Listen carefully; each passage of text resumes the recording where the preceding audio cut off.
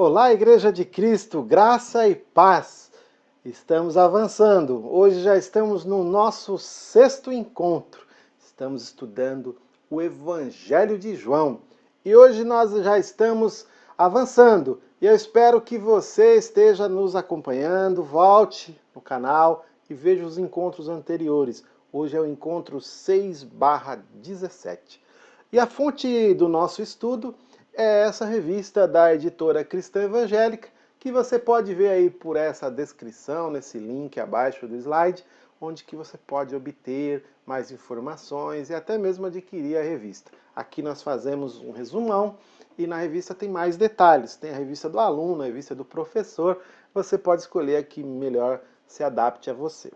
E então nós vamos continuar a partir do capítulo 6. Hoje nós vamos estudar o capítulo 6. E o tema da lição de hoje é Identidade de Cristo. O versículo-chave está no versículo 35 do capítulo 6, que diz assim: Jesus respondeu-lhes: Eu sou o pão da vida. Quem vem a mim jamais terá fome. E quem crer em mim jamais terá sede. Que declaração linda! E o alvo desse encontro de hoje é que ao estudar esta lição, você seja capaz de descrever aspectos da identidade de Jesus como Senhor e Salvador. E além disso, submeter-se às palavras de Jesus em tudo o que fizer. Os nossos sempre 3 objetivos em cada lição. Temos 3 grandes objetivos. Reconhecer a autoridade de Deus no processo de salvação. Manter-se consciente de sua posição em Cristo. E submeter-se às palavras de Jesus em tudo o que fizer. Então, essas 3 dimensões, saber, sentir, agir, você depois reflita sobre cada uma desses objetivos e veja se você se encontra, alinhado com eles. Bom, a narrativa de João, no capítulo 6, é uma descrição clara e precisa acerca da identidade e da posição de Jesus em sua relação com os discípulos. É fundamental que compreendamos o que a Bíblia revela a respeito de Jesus, pois nosso conjunto de crenças sobre Cristo determinará nosso comportamento como servos de Deus. Se não soubermos a respeito de quem servimos, não saberemos como servir. Bom, vamos então agora pegar aqui o trecho dos versos 1 a 40 do capítulo 6. Depois você pega os versículos e leia com calma para ver tudo que a gente está comentando aqui dentro ali do texto bíblico. Então, existia ali um equívoco sobre a identidade de Jesus e o apóstolo João está trazendo esse esclarecimento a partir das coisas que o Senhor Jesus falou, declarou. O cenário aqui que está envolvido revela uma grande multidão seguindo Jesus, mas não por quem ele era, e sim pelo que ele estava fazendo. O fato de Jesus ter subido ao monte e se sentado indica um momento próprio para ele apresentar ali um ensino. Bom, Jesus prova os seus discípulos. Tinha muita gente andando com ele. Ele vai, vamos fazer uma prova aqui, vamos ver quem se sai bem, vamos passar uma peneira. Versos 5 a 7, nós vamos ver que havia naquele momento uma multidão com fome. O texto paralelo em Marcos 6, de 30 a 44, dá detalhes sobre o cansaço e a fome da multidão. Foi nesse cenário que Jesus colocou Filipe à prova. Observe que Filipe alerta sobre a impossibilidade de alimentar tanta gente. Um denário era um dia de salário, ou seja, era preciso muito trabalho para comprar tantos pães. Não tinham recursos, mas Cristo providenciaria alimento, não com dinheiro, e sim com seu poder e autoridade. Jesus vai mostrar então seu poder. Naquele momento, outro discípulo tomou a palavra para mostrar a impossibilidade de alimentar todo aquele povo. Havia somente 5 pães e 2 pequenos peixes. Novamente, o mestre deu ordem para se sentarem, indicando que viriam outras preciosas lições. Então, Jesus agradeceu por aquele pouco alimento e começou a repartir com a multidão. Algo inconcebível para a ótica do homem aconteceria em seguida. O alimento se multiplicou. O texto diz que todos foram alimentados. A incredulidade, até mesmo a pouca fé de que algo poderia acontecer ali, né? Os discípulos achavam que não ia conseguir alimento para tanta gente. E ainda um outro vem e dá a entender que acredita em algo, mas não entende bem o que está fazendo. Temos esses poucos alimentos aqui. E Jesus dá uma instrução, manda o povo sentar, como você pode sentar na mesa, todo mundo aí, fica tranquilo que o alimento virá. E Jesus faz o grande milagre da multiplicação dos pães e dos peixes. Jesus ensina sobre mordomia. Ele deixa claro que o desperdício é uma forma de desprezo ao cuidado de Deus.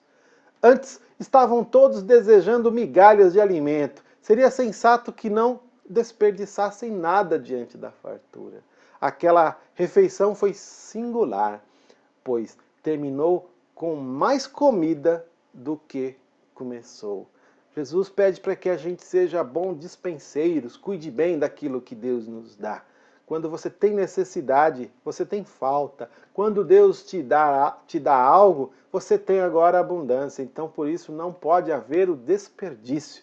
E Deus nos traz esse ensino aqui nesta passagem bíblica. E então, como que foi interpretado aquilo? A multidão interpreta erradamente os fatos.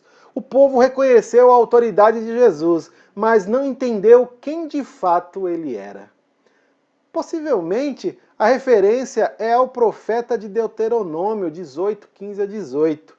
Mais adiante fica claro o que estava no coração da multidão. Queria comida fácil. Isso motivou aquela gente a proclamar Jesus como seu rei, mas não de uma perspectiva espiritual, e sim terrena. Como o plano de Jesus era outro, ele se retirou para o monte. E ainda dentro dessa perspectiva de compreensão, de interpretação do que estava acontecendo, Jesus então traz um ensino correto sobre a sua identidade. Depois do milagre da multiplicação, Jesus foi orar no monte. Em Marcos, observamos que Jesus insistiu para que os discípulos voltassem para o outro lado. Ao anoitecer, os discípulos se dirigiram para o mar da Galileia. Depois entraram no barco para a travessia até Cafarnaum. Algumas informações interessantes aqui que é importante a gente destacar. O horário era inapropriado para aquela travessia. Jesus não estava com eles. Enquanto navegavam, formou-se uma tempestade, colocando-os sob risco de morte. E Jesus vai agora se mostrar, se apresentar como Senhor. Depois de muito remar, os discípulos enxergaram Jesus vindo pelas águas e ficaram assustados. Em Marcos 6, de 45 a 51, e Mateus 14, de 22 a 28, dão detalhes dessa tensão. Logo, Cristo se identificou e acompanhou os discípulos em segurança até a margem. A identidade de Cristo como Deus é reafirmada à medida que ele prova sua autoridade até mesmo sobre a natureza. E ele também agora se mostra como Salvador. A multidão demonstrou que todo o interesse dela estava no que Cristo podia dar e não em quem ele é. Jesus então afirmou: Todos os tipos de pães foram dados por Deus. O pão físico, né, de trigo e sal, o pão espiritual, que é o próprio Jesus Cristo. Senhor, dê-nos sempre desse pão, verso 34. Declarou a multidão. Jesus então deu a resposta conclusiva. Eu sou o pão da vida. A comida física satisfaz temporariamente, mas o pão da vida satisfaz eternamente. A incredulidade e a má compreensão daquele povo foram confrontadas de maneira objetiva por Jesus. A doutrina da eleição se evidencia pela boca de Jesus. Deus é quem dá, e Jesus é quem salva. Jesus é o modelo de obediência ao Pai. Mas qual é a vontade do Pai? Jesus não perderá nenhum dos que crerem em seu nome. Jesus ressuscitará os salvos para a eternidade, pois ele é o pão da vida. Colocado todo esse ambiente, esse cenário, nós agora vamos ver como que foi a reação das pessoas a tudo isso que Jesus falou. Nós vamos agora dos versos 41 a 71 do capítulo 6. O capítulo 6 também, como nós podemos ver, é um capítulo longo. Quando o evangelho é anunciado, duas reações são possíveis: rejeição ou aceitação. Os judeus rejeitaram. Esta passagem afirma que Deus é quem atua de forma especial para que o pecador se arrependa e creia em Jesus Cristo. Depois da mensagem sobre o pão da vida, uma tensa crítica contra Jesus se iniciou. Por isso, Jesus repreendeu aqueles críticos religiosos, mandando-os se calarem, e reafirmou a mensagem de salvação, tendo Deus como autor. A Bíblia declara que o homem não tem capacidade de se salvar. Veja lá depois em Romanos capítulo 3, versículo 9. Portanto, Deus é quem salva o homem. Os seguidores também que estavam ali, seguindo Jesus, rejeitaram-no. Após o final da discussão na sinagoga, os resultados da mensagem de Cristo são escancarados. A maioria rejeita a mensagem do Evangelho. Vejamos três faces da rejeição ao Evangelho de Cristo. Primeiro, escândalo. A mensagem de Cristo foi considerada insuportável. Eram seguidores de Jesus, mas estavam muito longe de ser discípulos de fato. Na sequência, lemos que Cristo, conhecendo o coração daqueles homens e sabendo que murmuravam, perguntou: isso escandaliza vocês?